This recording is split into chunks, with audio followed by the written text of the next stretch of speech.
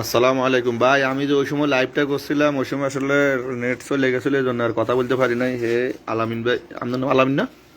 আলাউদ্দিন। আলাউদ্দিন ভাই এখন রুমে নিয়ে গা গোসল ধোয়াইছি, ওই কাপড় চোপড় পাল্টাইছি আমার রুমে নিয়ে। ঠিক আছে নি? পাল্টাইয়া মনে করে খাওয়া দাওয়া খাওয়াইয়া এখন আবার আমি আল্লাহ রাইলে 2-3 ঘন্টা কাজ করাইয়া একটা কাজে আমার আসছিল, আমি ফাটাই নাই, আমি যাই নাই, তারা ফাটাই দিয়েছি। 50 টাকা কাজ করিয়া হয়েছে, এই বাংলার 1600-1700 টাকা। তারপরে যে আপনার এখন আমার রুমে আপাতত রাখবো, রাইখা আমি কাজের সন্ধান কাজের ব্যবস্থা করে দিমু। যে কদিন আমার রুমে রাখি, রাখার পরে খাওয়া দাওয়া খাওয়াবো, এরপরে আমি কাজের সন্ধান করে কাজে ঢুকাই দিমু তারে আল্লাহ রাইলে। একটা মাসিক কাজে না হইলে ডেলি কাজে, যে কোনো কারো সাথে, বুঝছেন তো। হে হয়েছে আমাদের একলাশপুরের আরে ইয়েতে আরিফ হাজির ফলোর কাছের তাদের বাড়ি। আচ্ছা বাড়িটা আবার বলেন, ওই সময় লাইফটা কাটা গেছে, এই জন্য বলেন আপনারা কি আনছে, কি উৎস বলেন সবকিছু। মজিদ ব্যাপারী হাট কোন জায়গায়? মজিদ ব্যাপারী হাট কোন জায়গায়? এটা নোয়াখালী কোন জায়গায়? চৌমনি। হ্যাঁ, তারপরে চৌমনির দক্ষিণে। মানে এটা হয়েছে যে আপনার আরিফ হাজির পোলের কাছে থাকে। আচ্ছা, আপনার কি আনছে কে সৌদি আরবে? কয় মাস হয়েছে আইসেন যে? 5 মাস হয়েছে। আপনি কি জন্য মনে করো দাম আমার কাছে জুবাইল, কোন ডিস্ট্রিক্টে আনছে আপনার? জুবাইলে নাকি? তো এইখানে আসছেন কিভাবে? এটা দাম, এটা তো আমাদের আলজুফ জর্দান বর্ডারের কাছে, এইভাবে কিভাবে আসলেন? মানে 5 মাস কাজ কিন্তু টাকা দেয় নাই? তো আপনাদের কি মাইদের করতো নাকি? না, 2-3 বার মারছে, এই জন্য আপনি মানে ভাইগা চলে আসছেন। আচ্ছা, তো এখন এইখানে এই এই এই শহরে কদিন হয়েছে আইছেন যে? 7-8 দিন হয়েছে। এই 7-8 দিন এই লোকটা কিন্তু এই 5 মাসে মনে করেন যায় আপনার 4 মাসের মধ্যে মানে 4.5 মাস কাজ করছিল জুবাইলের মধ্যে। ওইখানে টাকাও দেয় নাই, গালিগালাজ করে মারে, এই জন্য সে ভাইগায় মনে করেন যায় এখানে জর্দান বর্ডারের কাছে আলজুফ এখানে চলে আসছে। আসার পরে দিয়ে আমার যে ভাতিজি জামাই সে আমার বলছে কাকা এমনি এমনি আজিপুরের একটা লোক রোডের মধ্যে ঘুরতেছে, কাপড় চোপড়ের অবস্থা একদম খারাপ। তারপরে যায় তার বেলে কোন থাকে, রোডে ঘাটে থাকে, ছড়ি থাকে, এই অবস্থা। এখন আপনি যদি বলেন তাইলে হেরে আপনার কাছে আই না, আপনার ডকুমেন্ট লোন, আমরা তো সেদিকে আপনার নানা শ্বশুর বাড়িটাই। আমার আবার মনে করেন যে আপনার আজিউরে তো আমার শালা শাশুড়ির বাড়ি আছে 2টা, বা আর বাড়ি আছে খালা শাশুড়ির মেয়ের জামাইয়ের শ্বশুর বাড়ি আছে ওইখানে, খাঁর বাড়ি, হরাজি বাড়ি। তো এই জন্য আমি আজির তো সবাই চিনি। এখন যা হোক, হে এখন আমি বলাই আনছি, বলে আনার পরে দিই তারে সকালবেলা দেখলাম যে এই অবস্থা। তো লাইভ করতে বলছিলাম, লাইভটা কাটা গেছিলো।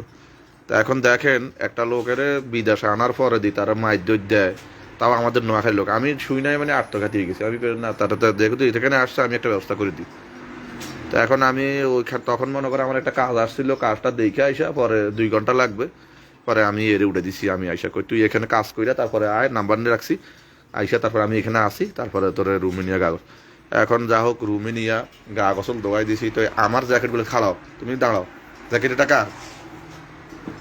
এটা কে দিছে জ্যাকেট? এটা আমি দিছি। জোরে বলো, কে দিছে? এই দেখো, এই প্যান্ট একটা দিছি, এই প্যান্টটা কে দিছে? এই প্যান্টটাও আমি দিছি।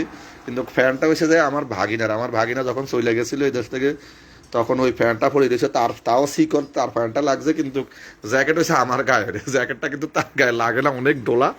আমি মোটা মানুষ একটু, এই জন্যে লাগে না। যা হোক আমি রাত্রে তারে কাপড় চোপড় কিনে দিব সব বাজার নিয়ে। আর দ্বিতীয় কথা হয়েছে যে এখন খানা টানা খাওয়াই গা গোসল ধোয়াইয়া কাপড় চোপড় এখানে আনছি। মাক্সলার মধ্যে আমার এক সাদিকের দোকান, এখানে আনছি কাপড়। 2 বেলায় জ্যাকেটগুলো ময়লা হয়ে রয়েছে, আর কিছু কাপড় চোপড় ধুইয়া দিছে রুমে। এই এখন সিটটি নিয়ে আল্লাহ বাসা রাখলে আমার কাছে রাখবো। তো আপনারা সবাই দোয়া করবেন ইনশাল্লাহ তারে। আর কি বলবো, নোয়াখালীর লোক এজন্য মনে করেন যায় একটা কথা দিতে নিজেরও মানে পারানড়ি উঠছে দেখা যে অবস্থা। এইভাবে একটা লোক রোডে গাড়ে থাকবে, বলে যে পার্কে শুয়ে থাকে। কালকে আবার বলে 100 ওই দিবেলে সারাদিন কাজ করায়, সারা রাত কাজ করাইয়া 20 টাকা দিছে, লোয়া টানাইছে। এটা শুনে আরও মানে নিজের থেকে খারাপ লাগছে। যা হোক, তো এই জন্যে নিজের লোকের রাইখা আমি দেখি এখানে আমাদের লক্ষ্মীপুরের লোকের মানে ঠিকাদারি কাজ লয়, ঠিকাদারি কাজ করে মাজরার মধ্যে আলু পেঁয়াজ এগুলা উড়ায়। তো সেদের সাথে কাজ করলেও মনে করেন ডেলি 100 রিয়াল করে পাওয়া যাবে। ওই খরচের টাকা কাইটা নিব মনে হয় 10 টাকা। আর এবার যে খানা খরচ বাদ দিয়া মনে করেন যে আপনার মনে হয় 80 টাকা 70 টাকা থাকলে তারপরে মাসে 2200 টাকা পাবে, ওখানে ঢুকাই দিই মনে। আর না হইলে মাসিক এক জায়গার মধ্যে আছে 1400-1500 টাকা বেতনের, ওখানে ঢুকাই দিব মনে, যে কোনো এক জায়গায় ঢুকাই দিব ইনশাল্লাহ, আল্লাহ বাসা রাখলে থাকবে। আর যেহেতু আমার কাছের লোকে, আমাদের সৌমানির কাছের, সৌমানির ব্যাঙ্গল থানারে, তো সবাই দোয়া করবেন। আর যারা যারা বিদেশ আসতে চান, সৌদি আরব, দেখেন এর পরিস্থিতি কেমন। আজকে যদি আমি এখানে না থাকতাম, তাহলে আমার দৃষ্টিতে অন্য অন্য দৃষ্টির লোকেদের মনে করেন যে নেয় না, মানে আমি আমার দৃষ্টিতে এতদিন ঘুরতেছে গাইতেছে কইতেছে, কিন্তু কেউ তিনি আমার কাছে যখন কানে আসছে, আমি তারা আজকে মনে করে নিয়ে আসছি।